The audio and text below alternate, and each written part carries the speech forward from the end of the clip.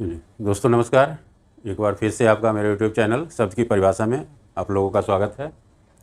आगे चलते हुए आज एक नया वर्ड हम लोग लेते हैं जिसको ब्राइब बोलते हैं। BRIBE, bribe. ब्राइब मतलब होता है घूस, रिश्वत। तो ब्राइब एक वर्ड लिखा गया है जिसमें दो शब्द आता है। हर शब्द हम बताते हैं कि दो शब्द या तीन शब्द जो भी मिल के बनेगा, इसमें दो शब्द है, BRI और BE, दो शब्द है। BRIBE दो शब्द है, ब्राइब। तो ब्राइब शब्द जो है वो कहता क्या है?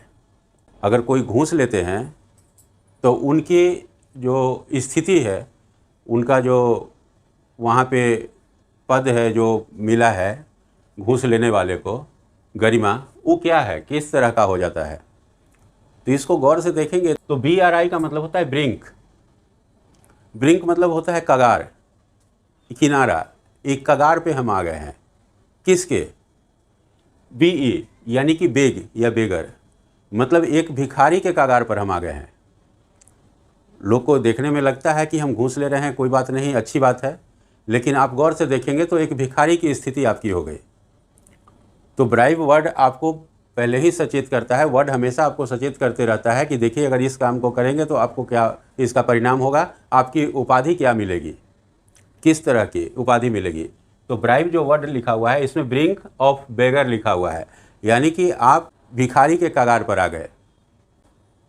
तो घूस लेना अच्छी बात ऐसे भी नहीं है, आप भी समझते हैं इसको। और ये चोरी छिपे ही करता है लोग, कभी भी दिखा के तो करता नहीं, ओपनली ये होता भी नहीं है, क्योंकि इसमें हमारा कैरेक्टर भी शामिल हो जाता है। क्योंकि हमारे कैरेक्टर पर भी उंगली उठता है कि आपकी अच्छी थी नहीं है, कैरेक्टर आपका अच्छा नहीं है।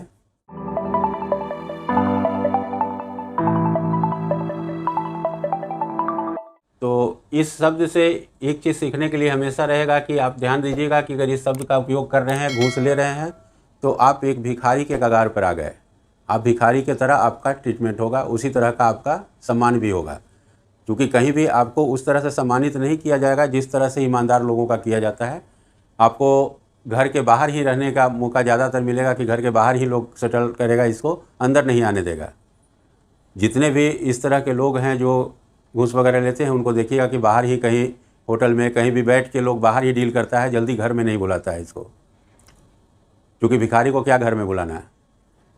तो ब्राइब आप समझ गए होंगे, बिल्कुल क्लियर हो गया होगा आपको कि ब्राइब का मतलब होता है ब्रिंक ऑफ बेगर, मतलब आप भिखारी के कगार पर आ गए।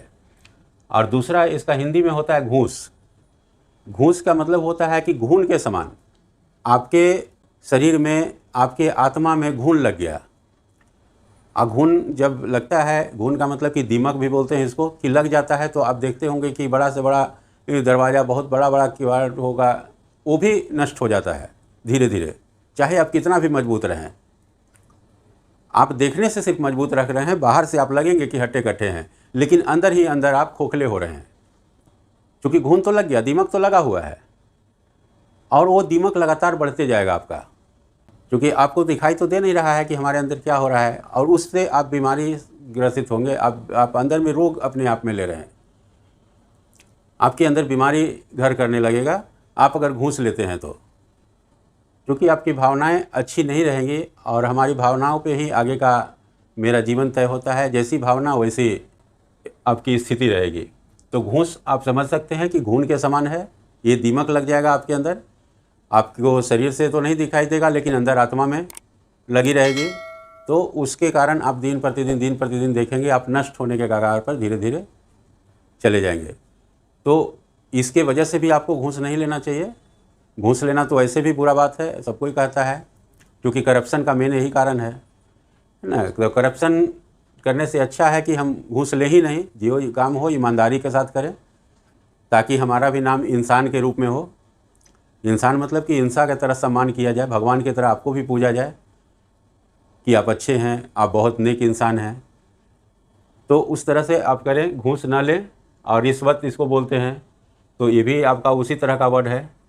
जो रिश्वत का मतलब है कि आपको रिश्वत लिखता है, यानी कि रिश्ते में आपको रिश्तेदारी में भी अति से अवगत कराएगा, जो कि आप बुरा तरह के आपका सम्मान किया जाएगा वहाँ भी। तो रिश्ता भी एक तरह से ख़राब हो जाएगा आपका।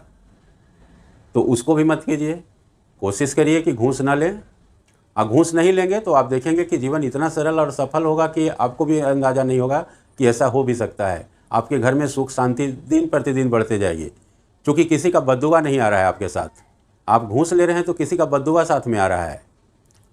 1 पैसा ले, 2 पैसा ले, 4 पैसा ले, सामान ले, जो भी आएगा वो आपको किसी न किसी फ्रीक्वेंसी के थ्रू आएगा जो बुरा ही होगा आपके साथ। तो वो आपका किसी न किसी का बद्दुआ, किसी का दिल दुखा हुआ चीज़ आप लेके आ रहे हैं, क्योंकि शौक़ से तो कोई देगा नहीं।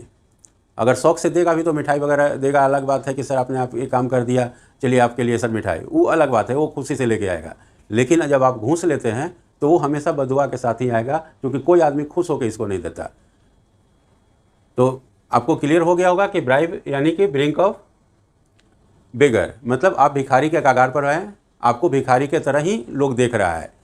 जिससे भी आप मांग रहे हैं वो आपको भिखारी के रूप में देख रहा है कि चलो इसको कैसे, इसीलिए उसमें बार्गेनिंग भी देखते होंगे ना, 10 रुपये ले लो, 20 रुपये ले लो, इस तरह से आपके साथ किया जाएगा। और नहीं तो कहेगा कि ठीक है आगे बढ़िए, दूसरा से वो देख लेंगे। तो इस तरह से भी आपके साथ होगा, इस भी ध्यान रखिएगा। और घूस भी आप समझ ही सकते हैं, घून के समान रिश्वत भी होगी, और रिश्ता में भी आपका दिक्कत आएगा, उसमें भी ऐसी खटापन आएगा। तो उप चीज़ को ख़त्म करने से अच्छा है, ख़त्म करने के लिए बढ़िया है कि हम घूस ले ही नहीं, हम ईमानदारी से काम करें। जो मेरा काम है वो हम अपना ईमानदारी पूर्वक करें। धन्यवाद।